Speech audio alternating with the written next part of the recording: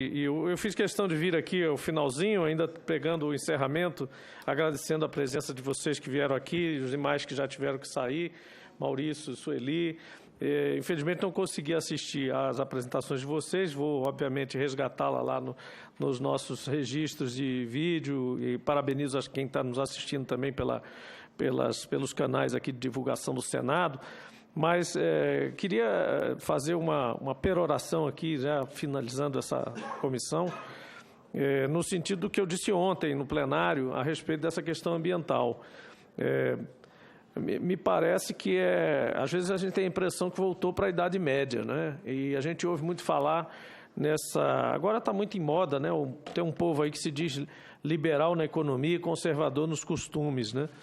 E eu tenho reparado que esse conservador nos costumes parece que é uma volta aos tempos da Idade Média, e o liberal na economia parece que voltaram para a era do colonialismo e do mercantilismo, né, pós-Idade Média. Então, assim, de qualquer forma, dois grandes retrocessos, né? As pessoas descobrindo um liberalismo agora, que tem suas falhas, obviamente, e tentando impor a nós uma visão de laissez-faire, laissez-passer, né, deixa tudo, né, permita tudo.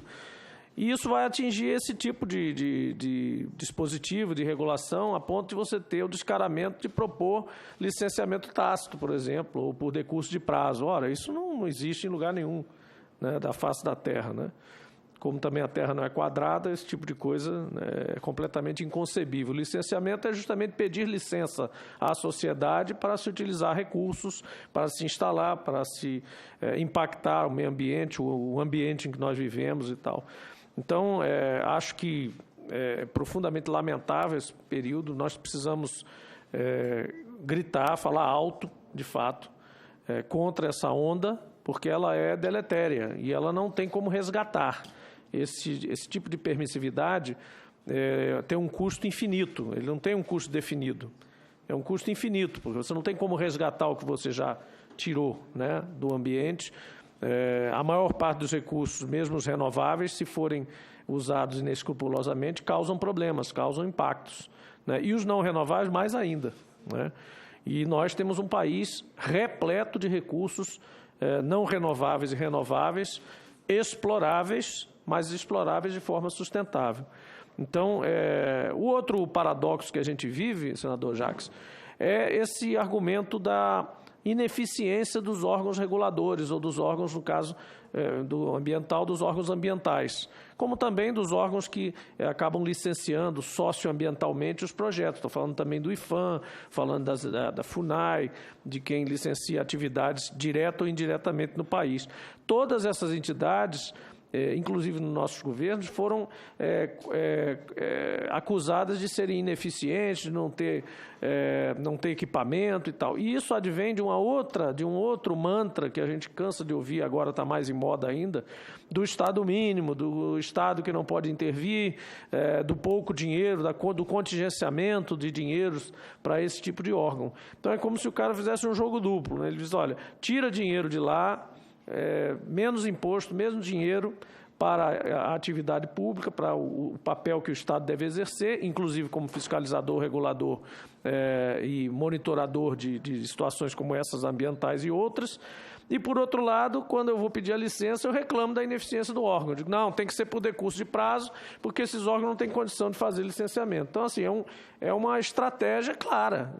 É óbvio que a gente percebe claramente que ninguém aqui é criança, né? É óbvio que isso aí está junto, né? Quando você pugna por cada vez menos dinheiro para as estruturas estatais, você está, obviamente, fragilizando e impossibilitando que elas tenham estrutura, agilidade, conhecimento, né?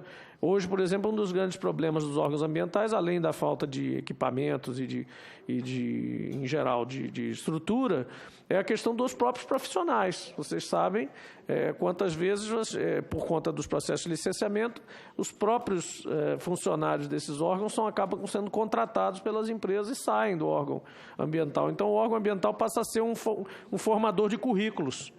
Isso acontece no nosso estado muito, né? O órgão ambiental passa a ser uma etapa profissional da vida de um jovem, se forma ali, coloca um selo no currículo que foi do órgão ambiental e vai para a iniciativa privada fazer projetos, obviamente, e o órgão está sempre naquela função praticamente de formar estagiários, né, ou de usar bolsistas, porque também, por outro lado, não pode fazer concurso para ter funcionários integralmente, funcionários de carreira que se dediquem e tal.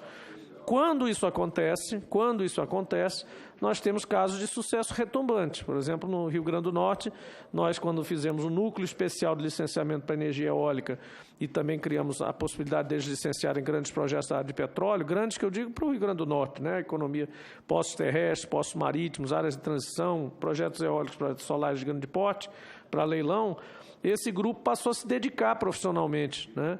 Passou a estudar os assuntos, passou a ir aos eventos, fazer parte do time que representa o Estado do Rio Grande do Norte, o governo estadual, né, no jogo, né, justamente do licenciamento e da instalação dessas usinas, e passou a ser uma equipe unida. Claro, teve também gente que foi contratada, sempre é impossível manter, porque os salários são mais baixos que o mercado paga.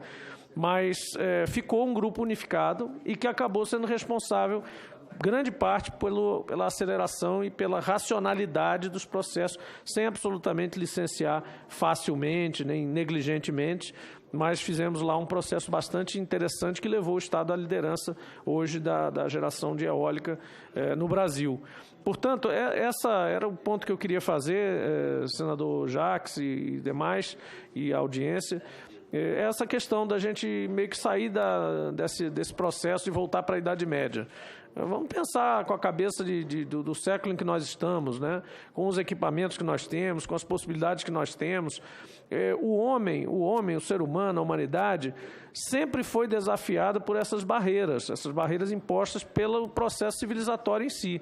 Se fosse deixar acontecer o laissez-faire, laissez-passer geral, a humanidade ainda estaria usando as fontes naturais do mesmo jeito que o homem das cavernas fazia. Quer dizer, a inventividade, as inovações, todas elas aparecem porque nós mesmos, civilizatoriamente, impusemos barreiras ao uso indiscriminado, por exemplo, da lenha. Então, a gente saiu da lenha, de repente a gente começou a sair da nuclear porque o próprio processo civilizatório exigiu isso, porque a gente não encontrava solução, por exemplo, para o lixo atômico. Então, cada situação dessa de restrição, senador Jacques, leva o homem a ser inventivo, leva à inovação, leva ao desafio. E se nós não tivermos... E esse embate é natural, a gente parar de ver o licenciamento como uma coisa que é propositalmente para impedir o desenvolvimento, para atrapalhar o empresário, tirar esse rótulo disso. Claro que a gente tem que trabalhar na estruturação, na eficientização dos órgãos, para que realmente não ocorram atrasos, demoras e até erros não provocados por questões técnicas. Mas a gente é capaz também de ser inventivo na área do governo e é preciso ser eficiente. O Estado eficiente é a solução para esse processo, não a negação do Estado. É isso, presidente. Vou lhe devolver a presidência e agradecendo mais uma vez a vocês por terem dedicado seu tempo e conhecimento aqui para nós. Obrigado. Bom, obrigado, senador João.